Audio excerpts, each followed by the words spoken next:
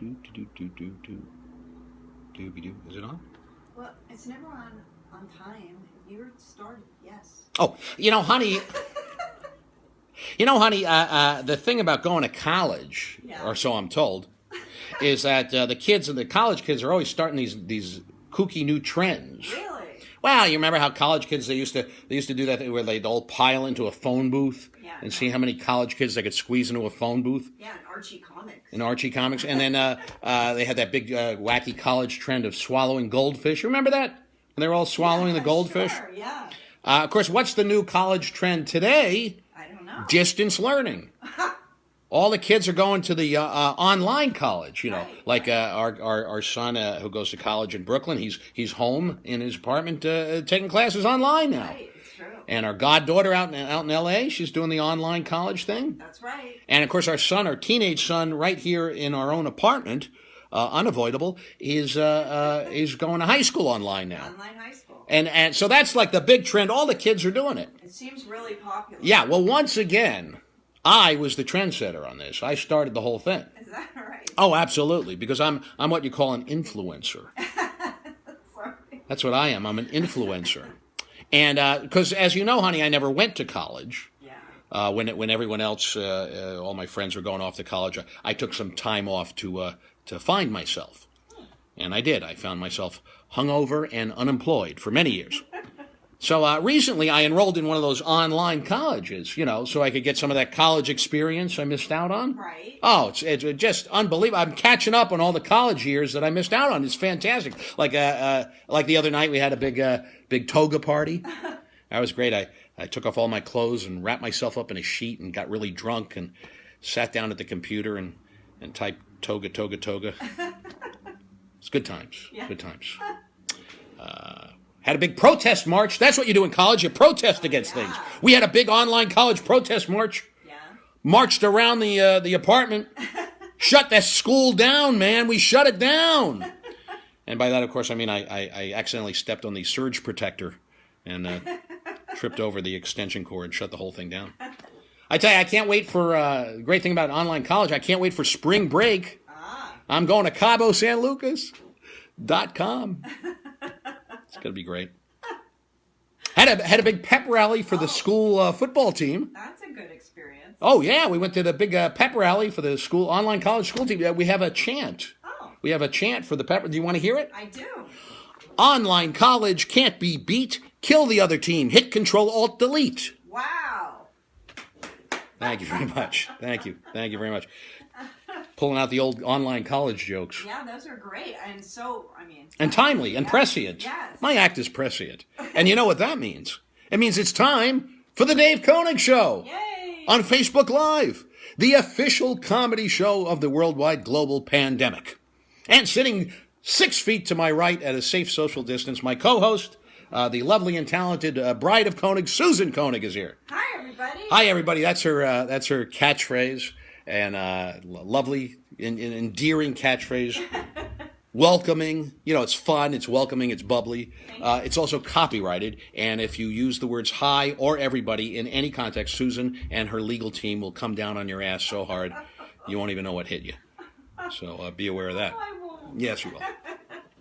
And also today, an appearance by our own in-house comedy players, the Not Ready for Dave Konig players will be here. Okay. Yes, absolutely, featuring Kevin, big breakout star. And they're going to do something very ambitious today. They're going to do a big Broadway production on the show. Wow. Yeah, they're going to do the first all transvestite production of Guys and Dolls, called Guys and or Dolls. Wow. Yeah.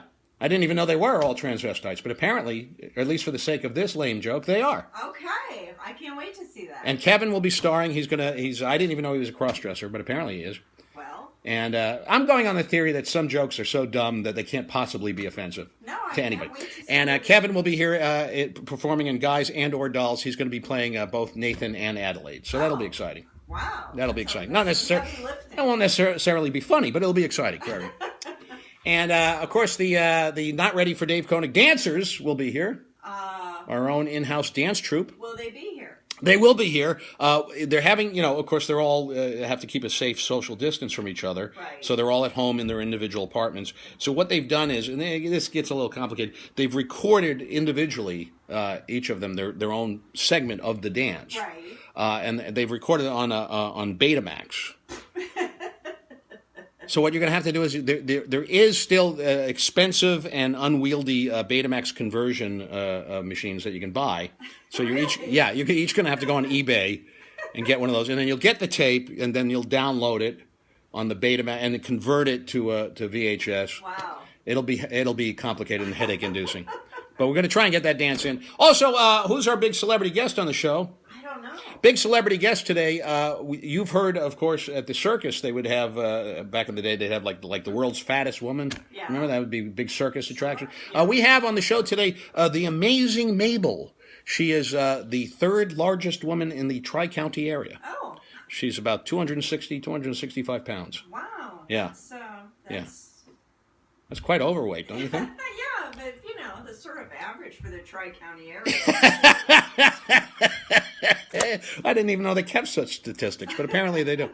So she'll be on the show, and it'll be an exciting show. How are you, honey? Are you doing okay? I'm doing great, Dave. Hey, that's fantastic. That's a little husband and wife chit-chat for you. Also on the show, our own studio audience, creepy sea captain guy. And a new addition to our studio audience today, Really? Brooklyn Cyclones bobblehead pigeon guy. Oh, look at that. He's apparently the I'm guessing that's the mascot of the Brooklyn Cyclones. That's the single A baseball team for the New York Mets. Oh, that's very cute. Their minor league team in Brooklyn. It's kind of typical of the Mets organization. They'd make the team mascot for the Cyclones a disease-ridden pigeon that'll crap on your car. So there you go. Whatever happened to Sandy the Seagull? Sandy the Seagull used to be the Brooklyn Cyclones mascot. Yeah, when it started, you did something. I did a TV show with Sandy the Seagull. Go on my website, davekonig.com. Watch all my videos, but look at the video that says the best of Konig Underground, and you'll see my Sandy the Seagull segment. I don't know who that pigeon is. I don't know. The pigeon. Oh, that's a Mo Willem pigeon. Oh, it's a Mo Willem pigeon. Yes. Oh, well, Mo Willem's a very talented comic book artist, children's book artist. Yeah, it was Mo Willem Day. Yeah, and me and Mo used to perform together down in Soho back in the day when we were young punk comedians, and now he's a big comedy star doing books. So on the show today, we have a very exciting new segment of the show. I have decided to go. This whole pandemic thing has made me rethink my entire life. Decisions. I've decided to leave show business. I'm going into the life coaching business. Oh. I'm going to become a life coach. Okay. Because that's the racket. That's the big money-making racket. I guess so. Right? Because that's great. Because people don't know how to live their lives. And you're the life. Like, if I'm the life coach, they call you up. Yeah, sure. And they go, Dave, what do I do? I don't know how to live my life. And I say, did you brush your teeth today? And they go, no, I didn't. The guy said, go brush your teeth. And then they Venmo you money. Wow. So that's a good racket. Yeah. So I'm going into the life coaching racket. I'm going to call it Dave Konig's Life Lessons, Love Lessons. That's. Oh, boy. And for our first lesson today, for many of you stuck in the home, right, during this the global pandemic. That would be everybody. Which would be everyone. Some of you may, in fact, be in the same situation Susan and I are in. You might very well be stuck in the home with what they call a teenager. We got one of those right here in the apartment. And he might... don't want him to hear. And so today, as a public service, honey, as part of my life coaching business, I'm going to explain how to rap to teens so that you can relate to them so they don't kill you in your sleep. Because we got one right here. He's 14. He's 14. Tell him. He knows he's 14. He knows he's 14. This is a boy. This is a little boy. Just yesterday, he was a little boy about this. But I come home, he'd come running to the door, Daddy, Daddy, Daddy. Now, on the rare occasions we're actually in the same room at the same time, if I even breathe, it's a crisis. All right, Dad, breathe in, breathe out, whatever. Whatever. Little boy turned into Nixon on me. So here we go. Here's life lessons, love lessons. Yes, I know. Lisa Lampanelli really did become a life coach. And I'm sure she's doing great at it. She's a great gal. Thank you, Carol. Carol Scabelli says, saw you on Hunters. Yeah. People never say you were great on Hunters. They just say, I saw you on Hunters. Well, it's implied. It's implied I was great on, and I was great on Hunters. Tune in to episode 4 of Hunters, the big Al Pacino show. I'm on that show. It's a great scene. Yeah. No spoilers, though. No spoilers. Okay. So when talking to a teenager, just a few basic rules to follow. Yeah. First of all, it's very important, never look them directly in the eye. In addition, you want to establish a trust. You want to have a rapport with your teenager, right? Yeah. Now, the best way to do this is to remember that you were a teenager once yourself, okay? So you get it, you get it. And you want to imply that to them. You want to convey that information to them. Right. Okay? But they won't realize this at first. They think that you were born old, right? Right? Yeah. That's what they think. Yeah. And that can be very, very irritating. But remember that you were a teen yourself, so you were irritating once too. Not as irritating as they are now, but just try to ignore that fact. Okay. Because they're really, really irritating now. They've gotten worse. Now, what you want to do is you want to get down, or, as the kids say, get down to their level, okay? Wow. So you want to break the ice. You want to try talking about rap music with your teen. Okay. Because that's what the kids are into today. They're into that rap. They watch that Yo MTV raps and all that. Yeah. Yeah. So you want to talk rap music with your kid. Like that Ari Melber on MSNBC. He's always dropping the rap lyrics. Yeah, he's pretty cool. Yeah, because there's nothing hipper than a middle-aged Jewish guy talking about rap music. So break the ice. Talk about rap music with your teen. Use expressions like "in the house," which is appropriate for now because we're all stuck in the house. Okay? So, you could say things like, oh, I was just listening to some rap music in the house, and I thought I'd come out of the house and talk to you about cleaning up your room. Okay? So these are things you can say to your kids. Make references that they'll understand. Make references to, like Carson Daly and streaming videos. You just drop the word streaming videos into especially if you're having a conversation about Carson Daly. Right. Say, I was watching some of those Carson Daly streaming videos the other day, and the kids, they'll know that you relate to them. Yeah. Try not to stare at their face piercings. Okay, this is very important. Because, yes, it is disgusting, and they do look like idiots.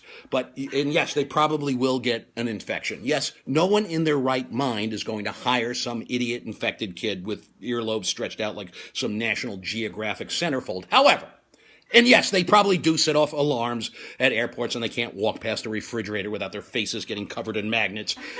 Just try not to mention that at top, okay? Just don't introduce that right away. All right. Save that for later.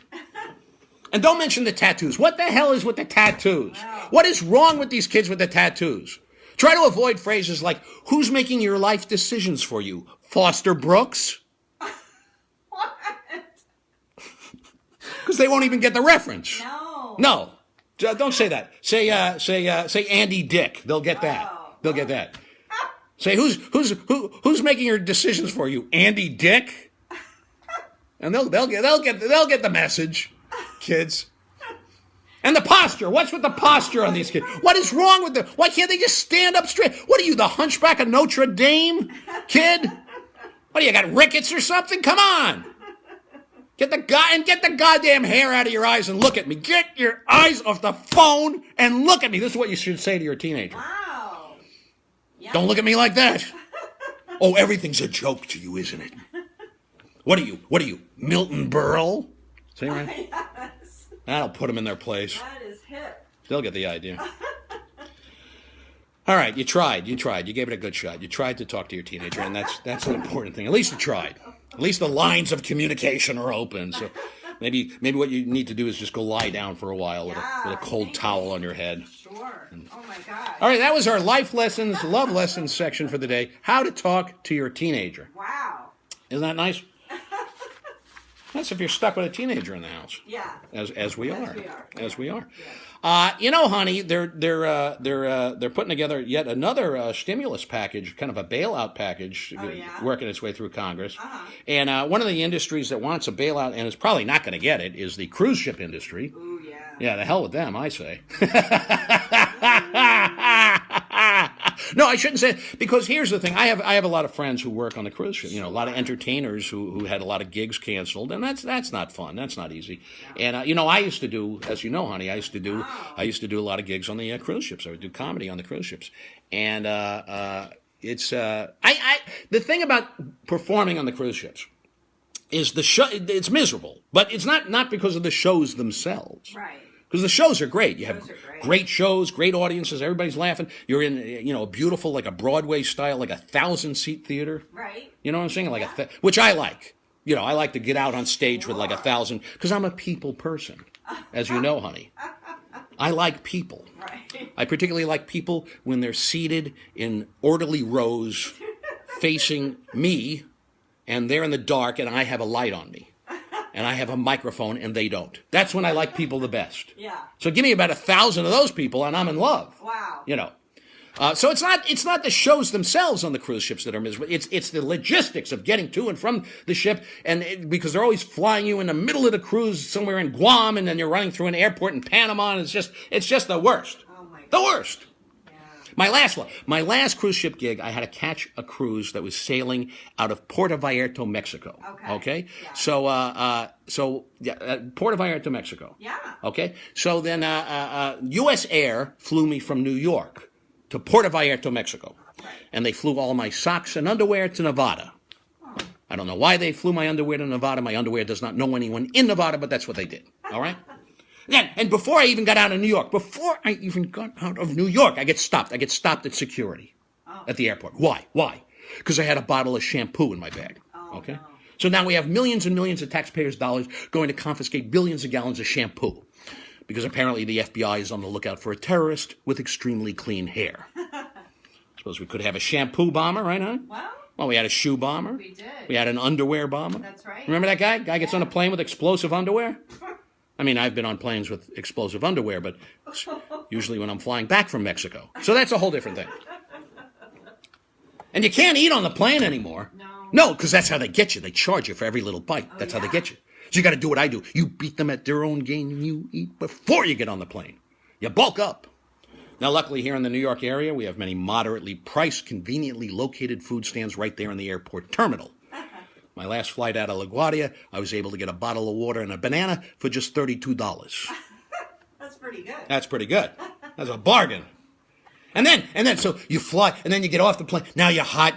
You've been flying for hours. You're dehydrated. You're disgusted. And now you get to play everybody's favorite vacation game, baggage claim roulette. Round and round she goes. Where my bag is, nobody knows. So that's what happened to me. My last cruise ship gig, I had to fly out to catch the ship in Puerto Vallarta, Mexico. Right. So U.S. Air flies me out to Puerto Vallarta, Mexico. I get off the plane. I find out they've lost all my luggage, but there's nothing I can do about it because now I got to get to the ship. Because the last thing I need is to be stuck in Mexico with no clothes and no ship. Right. So I hop a cab to get to the cruise ship. Now, anytime I've ever traveled in Mexico, the Mexican cab drivers, they always ask the same question. Always say, do you need air conditioning? Now, it's 168 degrees in Mexico. And I'm a Jew. I'm not an Exodus Israeli marching through the desert Jew. I'm a New York check into the hotel room, order room service, call the front desk, and complain Jew. That's what I am. So I need that air conditioning. But I'm also an American in a foreign country. I want to portray my nation in a favorable light, right? Of course. So I resist the urge to say what I'm really thinking, be a real New Yorker, and say, hey, Pancho Villa. Of course I need air conditioning. It's 168 degrees out here. Instead, I say very nonchalantly, I say, por favor, de la air conditioning, café con leche, arroz con pollo, desayunes. Which I believe means loosely translated, are you kidding me? It's 168 degrees out. Of course I need air conditioning. So the Mexican cab driver, he rolls up the windows, he cranks up the air conditioning. Now, for those of you who have never experienced this excitement, yes. Here's a Mexican cab without air conditioning. Hot. Mexican cab with air conditioning, hot, but with the windows rolled up. So now I'm hot, I'm tired, I'm disgusted. I've been traveling for hours. U.S. Air has lost all my luggage, and I'm traveling around in Mexico inside of essentially a microwave oven on wheels. Finally, I make it to the cruise ship, right? I immediately get online for the buffet, because that's what you got to do if you want to eat. Well, don't cut the line, because there's fat people with forks. They'll stab you right in the head. They're out there. They are out there. Remember that ship, the Costa Concordia, the one that went down? You know what happened, don't you? was an engineering issue. Instead of putting the buffet in the middle of the ship, they put it on the side. First meal, all the fat people stampeded. Boom, down she went. Oh, man. That's the truth. I tell you the truth. You get nothing but the truth from me. So finally the cruise director comes up to me. Yeah. He says, what happened? He says, they lost your luggage? I said, yeah. He said, who was it? Was it Delta? I said, no. He said, because you know what Delta stands for? Don't expect luggage to arrive. I said, no, this was U.S. Air. Underwear and socks are in Reno. That's why I think the cruise ship industry doesn't deserve a bailout. Oh, my God. Ladies and gentlemen. That's great stuff. How long have we been doing this show?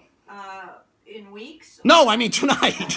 20 minutes. 20 minutes. Josh Allen Friedman is a great writer. He's watching the show even as we speak. He is the author of one of my favorite books of all time, Tales of Times Square. Oh, yeah. Where he captured the essence of the old Times Square that I know all too well. And you know, there's another book that captures the essence of the old Times Square is my book, Good Luck, Mr. Gorski, which is available on Amazon. It's a wonderful novel, and the New York Post says it brings back the gritty, sleazy splendor of pre-Giuliani New York City. So get this book and get Tales of Times Square by Josh Allen Friedman, and you will be delighted by both. They're charming and endearing. All right, that's all we have time for on the show. Say hello to your cousins, Gabby and Marion. Gabby, how are you? Marion, how you doing? Good to see you. I hope you're healthy and happy and bursting with love. And wonderful people. And we're awfully sorry. Mabel, the third heaviest woman in the Tri-County area, apparently is quarantined. She couldn't make it to the show. Tomorrow, big celebrity guest, Joan Embry Jr. from the San Diego Zoo. Joan Embry Jr. will be here. She's bringing a very special animal from the San Diego Zoo, Larry the soft-spoken iguana.